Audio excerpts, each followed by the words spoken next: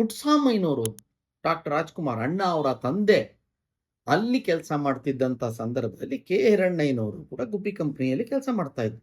ಅವ್ರ ಜೊತೆಗೆ ಅವ್ರ ಸಂಪರ್ಕ ಇತ್ತು. ವೀರಣ್ಣವ್ರ ಕಂಪನಿಯಲ್ಲೇ ಸುಬ್ಬಯ್ಯನಾಯ್ಡುಗಳು ಇದ್ರು.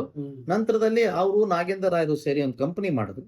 ಆ ಕಂಪನಿಗೆ ಬಂದಾಗ ನಮ್ಮ ತಾತಾನು ಅಲ್ಲಿಗೆ ಬಂದ್ರು, ಸುಬ್ಬಯ್ಯನಾಯ್ಡುಗಳ ಕಂಪನಿಗೆ ಬಂದ್ರು. ಅದಾದ ಮೇಲೆ ಅಲ್ಲಿ ವೀರಣ್ಣವ್ರ ಕಂಪನಿಯಲ್ಲಿ, ಸುಬ್ಬಯ್ಯನಾಯ್ಡುಗಳ ಕಂಪನಿಯಲ್ಲಿ ಇದ್ದಂತಹ ಪೀರ್ ಸಾಹೇಬರು ಅಂತ ಒಬ್ರಿದ್ರು. ಭಕ್ತ ಅಂಬರೀಷ ಎಲ್ಲ ಸುಬ್ಬಯ್ಯನಾಯ್ಡುಗಳ ಕಂಪನಿಯ ಮಾಸ್ಟರ್ ಪೀಸ್ ನಾಟಕಗಳು.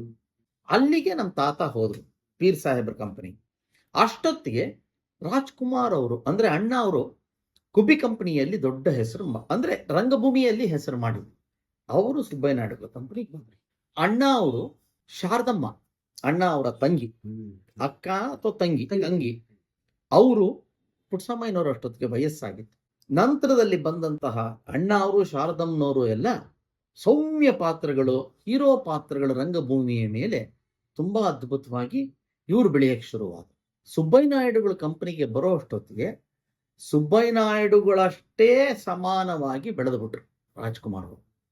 ಇನ್ಫ್ಯಾಕ್ಟ್ ಸುಬ್ಬಯ್ಯನಾಯ್ಡುಗಳ ಕಂಪನಿಯಲ್ಲಿ ಕಥೆಯನ್ನು ಹೇಳ್ತಾರೆ, ಸುಬ್ಬಯ್ಯನಾಯ್ಡುಗಳು ಹೀರೋ, ಬಟ್ ಸುಬ್ಬಯ್ಯನಾಯ್ಡುಗಳಿಗೆ ಹುಷಾರಿಲ್ಲ ಅಥವಾ ಏನೋ ಒಂದು ಸ್ವಲ್ಪ ಅವ್ರಿಗೆ ಆಲಸ್ಯ ಆಗಿದೆ ಅಂತಂದ್ರೆ, ಅಥವಾ ಅವರನ್ನ ಬಿಟ್ಟರೆ ನಂತರದಲ್ಲಿ ಮೇನ್ ರೋಲ್ಸ್ ಮಾಡ್ತಿದ್ದವರು ಅಣ್ಣ.